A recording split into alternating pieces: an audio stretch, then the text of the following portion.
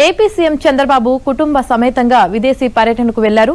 నిన్న రాత్రి గన్నవరం విమానాశ్రయం నుంచి బయలుదేరి ఢిల్లీ వెళ్లిన చంద్రబాబు అక్కడి నుంచి యూరోప్ పర్యటనకు వెళ్లారు.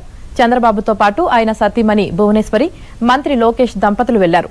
20న చంద్రబాబు 75వ జన్మదిన వేడుకలను యూరోప్లోనే జరుపుకోనున్నారు. విదేశీ పర్యటన ముగించుకొని 21న ముఖ్యమంత్రి రాష్ట్రానికి చేరుకుంటారు.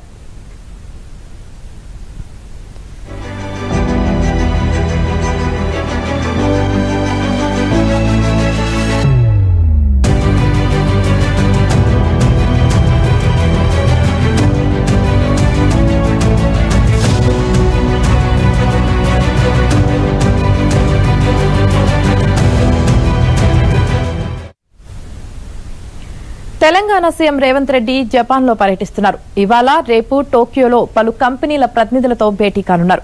తెలంగాణకు మరోసారి భారీగా పెట్టుబడులు తీసుకురావడమే లక్ష్యంగా ఈ పర్యటన సాగుతోంది.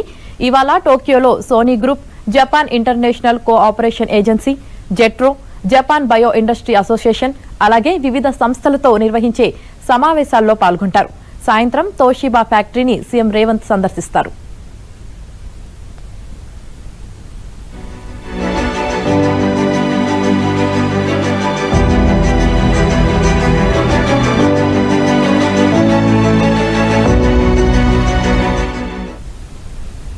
అలాగే ఇవాళ సీఎం రేవంత్ రెడ్డి బృందం Japan bank for international cooperation ప్రతినిధులతో ప్రత్యేకంగా సమావేశం కానుంది. హైదరాబాద్ మెట్రో 2వ దశ ప్రాజెక్టును పర్యవేక్షిస్తున్న హెచ్ఏఎంఎల్ ఎండీ ఎన్వీఎస్ రెడ్డి కూడా ఈ సమావేశంలో పాల్గొననున్నారు. ఈ సందర్భంగా మెట్రో 2వ దశ ప్రాజెక్టు నిర్మాణంలో అతిపెద్ద భాగస్వామ్యమైన ప్రపంచ బ్యాంకులు సాయం అందించాలని కోరనున్నారు. 2వ దశ ప్రాజెక్టులో పార్ట్ ఏ కింద 76.4 కిలోమీటర్ల మేర 5 కారిడార్లు నిర్మిస్తున్నారు. కేంద్ర రాష్ట్ర ప్రభుత్వాలు జాయింట్ వెంచర్ గా దీనిని చేపడుతున్నాయి. దీని అభివృద్ధిపై చర్చించనున్నారు.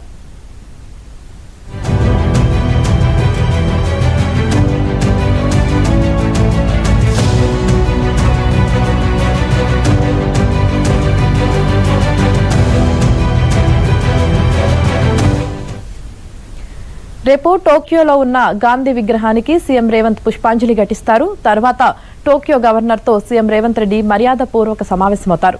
ఆ తర్వాత ఇండియన్ ఎంబసీ ఆధ్వర్యంలో పరిశ్రమల ప్రతినిధులతో భేటీ అవుతారు. తర్వాత టయోటా, తోషిబా, ఐసిన్, ఎన్టీటీ తదితర కంపెనీల సీఈఓలతో వేర్వేరుగా సమావేశమవుతారు. Japan Overseas Infrastructure Investment Corporation for Transport and Urban Development ప్రతినిధులతో సమావేశంలో పాల్గొంటారు. తర్వాత సుమీదా రివర్ ఫ్రంట్ ను సందర్శిస్తారు. ఈ నెల 22 వరకు రేవంత్ పర్యటన కొనసాగనుంది.